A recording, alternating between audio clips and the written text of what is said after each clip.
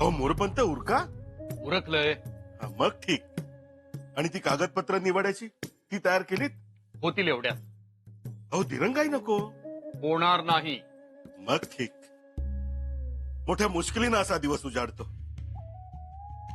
हो ना. त्या जगदीश्वराची कृपा आणि तुमची मुत्सद्दीगिरी.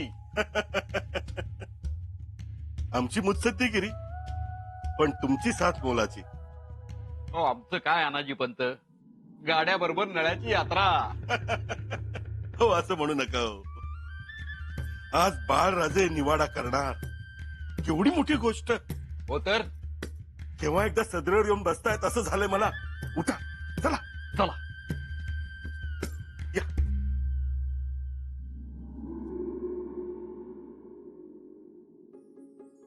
बाळराजेंचं आवरलं का ग? न्हाणी घरातून आले बाहेर? जी आंघोळ झाली आहे त्यांची. झालीये ना? मग त्यांचं डोकं पुसून घे, नाहीतर दिवसभर शिंकत बसतील. आणि हो, त्यांना ठेवणीतला पोशाख दे. वय जी. अगं हा धूप एका कोपऱ्यात ठेव आणि जा बघू लवकर. जा. कुठं बाहेर जाणं घडतंय का? बाहेर नाही जाते, पण आजचा दिवस त्यांच्यासाठी खूप महत्वाचा आहे. तुला सांगितलंय तेवढं कर बघू.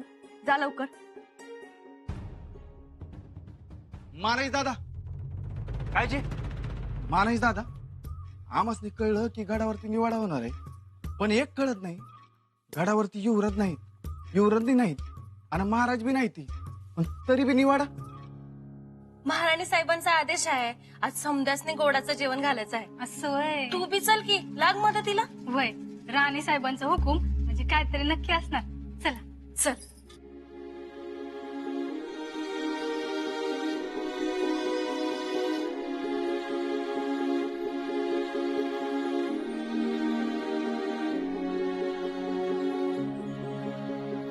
महाराणी साहेब आणि बाळराजे तिथे यायच्या अगोदर आपण तिथे स्वागताला असायला हवं. हो म्हणजे नमनालाच घडाभर तेल जळायला नको. हो होणारच. बाळराजे पहिल्यांदा येत आहेत, निवाडा देणार आहेत. कधी एकदा निवाडा करताना पाहतोय असं झालंय मला. माझ्या डोक्यात असं आहे, कसं?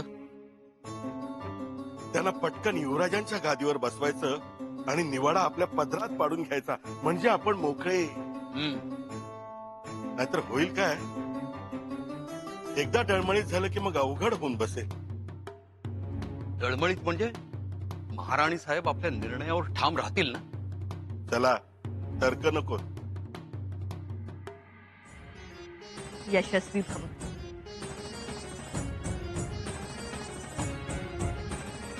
अरे वा, नव पागोट, नवा पोशाख, मज्जा आहे बाळराजेंची. मग वास किती छान येतोय ना या नव्या कपड्यांचा. हो तर. आता नवे कपडे दाखवू नका, कर्तबगारी दाखवा. कसली कर्तबगारी करायला निघाला? सांगा. आम्ही नाही, तुम्हीच सांगा. बाळराजे बर, नका सांग. मातोश्री तुम्हीच सांगा, कसली कर्तबगारी करायला निघालेत आमचे बाळराजे?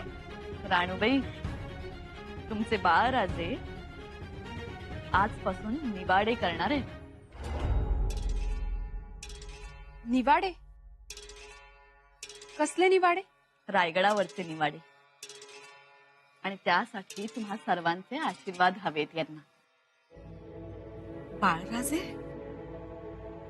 बाळराजे निवाडे करणार? कारण?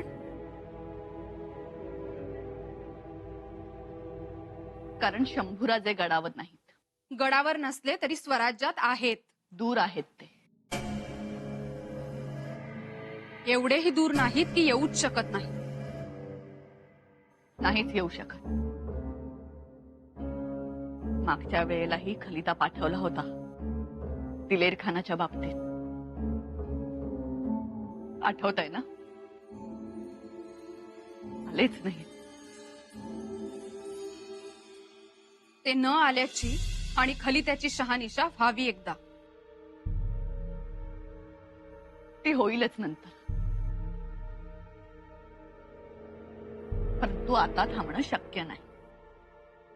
सदरेवर निवाडे सुरू करायचे. दादासाहेबांचा अधिकार हिरावून घेतल्यासारखं नाही का होणार? कसला अधिकार? ते युवराज आहेत याचं आपण भान ठेवू. मग हे कोण आहेत?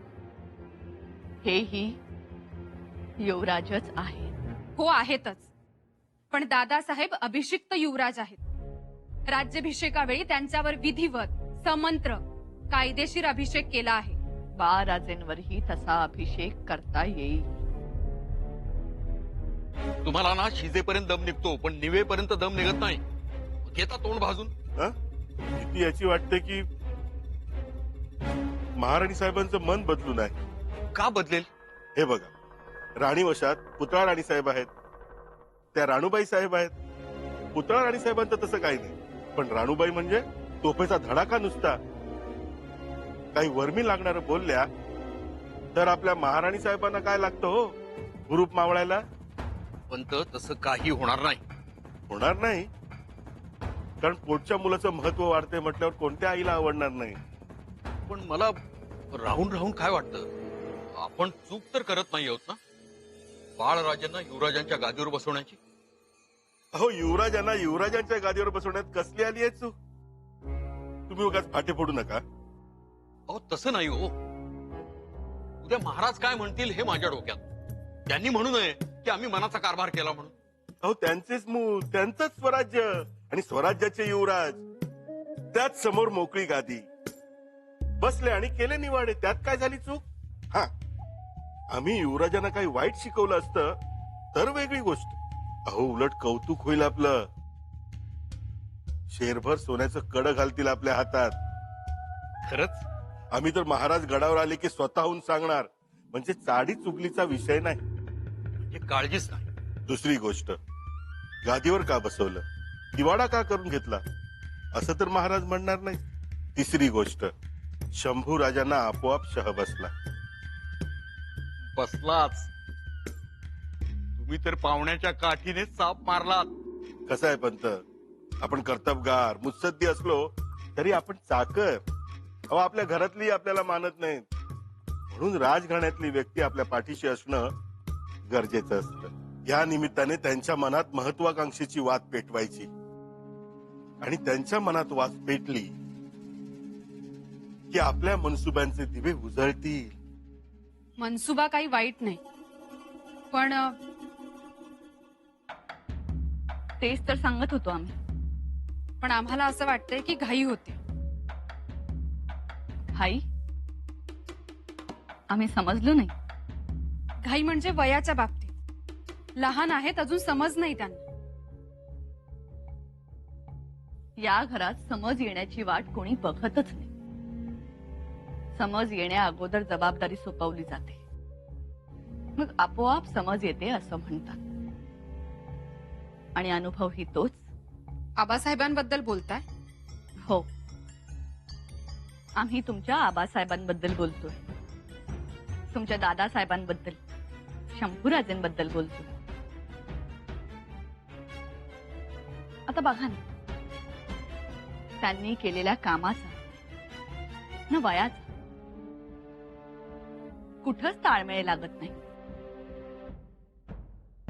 महाराजांनी वयाच्या 6व्या वर्षी सुपा इंदापूरच्या जहागिरीचा कारभार स्वीकारला, कारण ते त्यांच्या रक्तात आहे. आणि वयाच्या 9व्या वर्षी शंभूराजेंनी औरंगजेबाशी नजर फिरवली. हेही रक्त महाराजांचं. आम्ही नाही म्हणतच नाही, पण दादासाहेबांच्या पाठीशी महाराज होते आणि महाराजांच्या पाठीशी आऊसाहेब होते. आता आम्ही धाकट्या बाई साहेब, आम्ही दोघी मिळून बाळराजेंच्या पाठीशी उभे राहू. काय धाकट्या बाई साहेब? हो, आम्ही आहोतच पाठीशी. आणि होतं कसं, लहान लहान म्हणालो तर हे केव्हा थोर होणार? थोरल्या बाई साहेब, थोरपणा यायलाच हवा, पण तो महाराजांच्या अपरोक्ष नको. म्हणजे बाळराजेंनी मोठं व्हावं, पण ते महाराजांच्या सावलीत. आणि बाळराजेंनी राजकारणात यावं, तेही महाराजांचं बोट धरूनच, कारण ते बोट महादेवाच्या पिंडीवर सांडलेल्या रक्ताचं आहे. त्या बोटाला कैलासेच्या महादेवाची जटा लाल करण्याचं भाग्य लाभलंय. म्हणूनच ते बोट धरूनच चालायचं. शंभूराजेही हे बोट धरूनच सगळं शिकले. म्हणूनच बाळराजे, आपणही तसंच सगळं शिकायचं. त्यामुळे आम्हाला असं वाटतं की महाराजांची परवानगी हवी निवाडे करताना. तुमचं पटतंय आम्हाला, परंतु महाराजांची परवानगी घ्यावी तर घ्यावी कशी? ते शक्य आहे का? खलिता जायला यायलाच 1 महिन्याचा अवधी जाईल. त्यात तिथे लढाईची धामधूम, आणि या अशा वेळी महाराजांना साध्या साध्या गोष्टी विचारणं बरं दिसतं का? माफी असावी मातोश्री, पण मग थोडं थांबावं. आपण थांबू शकतो, पण रयत थांबेल का? निवाडे खोळंबले, आणि निवाडे खोळंबले तर स्वराज्याला बोल लागेल. ते चांगलं दिसेल का? मातोश्री, बाळराजेंना चुकीच्या पद्धतीने रयते समोर आणू नये. राणूबाई, पद्धत चुकीची नाही. आम्हाला तसंच वाटतं. म्हणजे कुलमुखत्यार युवराज्ञी आणि युवराज दादासाहेब इथे नसताना त्यांच्या अपरोक्ष सदर भरवणं ठीक नाही. बाळराजेंना ते शोभणार नाही का? मातोश्री, प्रश्न शोभण्याचा नाही, प्रश्न स्वराज्याच्या शिस्तीचा आहे. त्याचा विचार केलाय आम्ही. स्वराज्याच्या शिस्तीतच निवाडा पार पडेल. फक्त तुमचे आशीर्वाद द्या बाळराजेंना.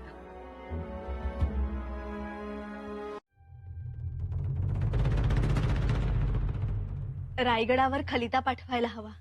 कसला खलिता? सारा माफीचा तुम्ही जो निर्णय घेतला तो रायगडावर कळवायला पाहिजे. हो, पण कळवणार कोणाला?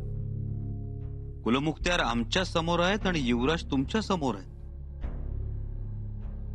पण आम्हाला वाटतं कळवायला हवं. गडावर दोन्ही मातोश्री आहेत, मंत्रिमंडळ आहे, आणि महत्वाचं म्हणजे शेतसाऱ्याशी संबंधित सुरनीस अनाजी पंत आहे. कळवा मग. आम्ही त्यांच्या हेही लक्षात आणून देऊ की जास्तीची आणि सक्तीची सारा वसुली झाली होती, की जी बेकायदा होती. शेतकऱ्यांची त्यात उपासमार होत होती, म्हणून युवराजांनी हा सारा माफीचा निर्णय घेतला. उत्तम. हे जे काही छान छान बोललात ना, तसं छान छान लिहा आणि कळवा.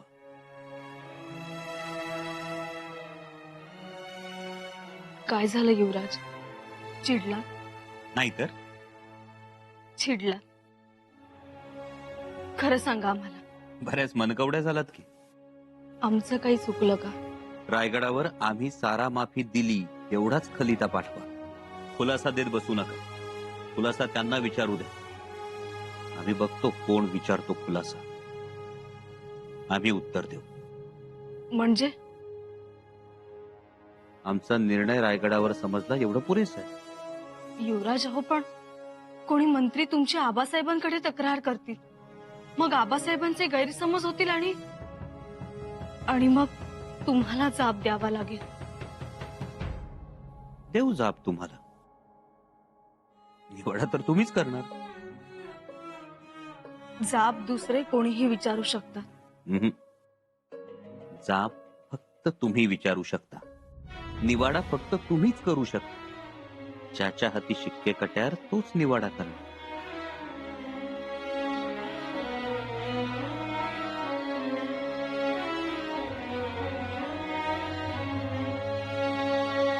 धाकटेबाई साहेब, बाळराजांना आशीर्वाद द्या. आशीर्वाद घ्या. यशस्वी भव. हो मातोश्री, येतो आम्ही.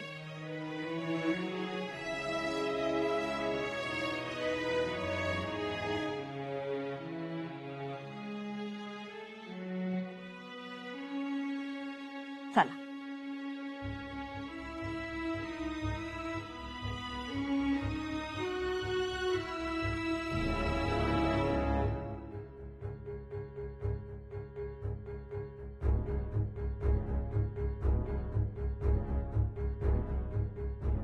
राणूबाई, मातोश्री आम्हाला हे पटत नाही. आणि तसंही थोरल्या बाईसाहेब म्हणतायत ते खरंय. निवाडे खोळंबलेत. म्हणजे तुम्हाला हे पटलंय. पटणाऱ्याला पटलंय. मग आम्ही काय बोलावं? पण आम्ही बोलणार.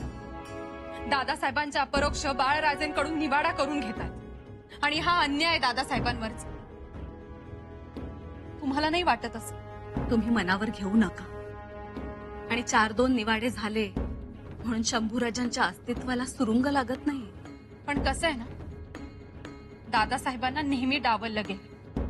रायगड सोडावा लागला, जाऊन शृंगारपुरास राहावे लागले. आणि आता त्यांची गादी रिकामी दिसता क्षणी बाळराजेंना गादीवर बसवायची तयारी सुरू केली आहे मातोश्रींनी. म्हणूनच तर आम्ही त्यांना म्हणालो, थांबा, महाराजांना येऊ द्या. दादासाहेबांना हे समजलं तर काय वाटेल? राणूबाई, तुम्ही शांत व्हा. आता आम्ही शांत बसणार नाही. आम्ही आबासाहेबांना खलिता पाठवू आणि रायगडावरच्या राजकारणाची त्यांना कल्पना देऊ. तुम्ही शांत राहा. आधीच आभाळ फाटलाय, त्याला सांधायचा प्रयत्न करू. सांधू, पण असं गप्प राहून नाही. छत्रपतींची कन्या आहोत. अन्यायावर कोसळायचं हे आम्हाला माहित. मातोश्रींच्या महत्वाकांक्षेचे जे पुन्हा धुमारे फुटू लागलेत ना, ते धुमारे आम्ही फुटू देणार नाही. एवढं मात्र निश्चित. होशियार, सावधान. स्वराज्याच्या महाराणी सोयरा राणी साहेब, त्याचबरोबर युवराज राजाराम राजे येत आहेत. होशियार, आदब, निगाह रखो. या युवराज. दादासाहेब, अहो युवराज, तुम्ही या आसनावर बसा आणि निवाडीची सुरुवात करा. चला पुढे. या युवराज. अहो युवराज थांबा. हो थांबा. का गेले? कल्पना नाही, पण असे अचानक का केले? लोकांची गर्दी बघून लाजले की पळाले? बहुधा तसंच झालं असेल. नाही, ते असे घाबरणारे नाही. पण ते झाले. पण आता गेले कुठे? एवढ्या मेहनतीने सगळं जमवून आणलं होतं. पाणी फिरेल केलेल्यावर. बघ ग, आणि घेऊन ये त्यांना. असे न सांगता गेले हे योग्य दिसत नाही.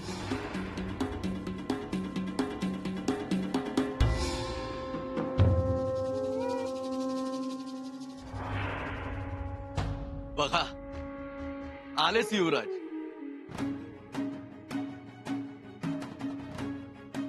युवराज, तलवार घेऊन बसणार का आसनावर? नाही. दादासाहेबांच्या या पूज्य तलवारीच्या साक्षीनं आम्ही निवाडा करू. वा, उमदा विचार.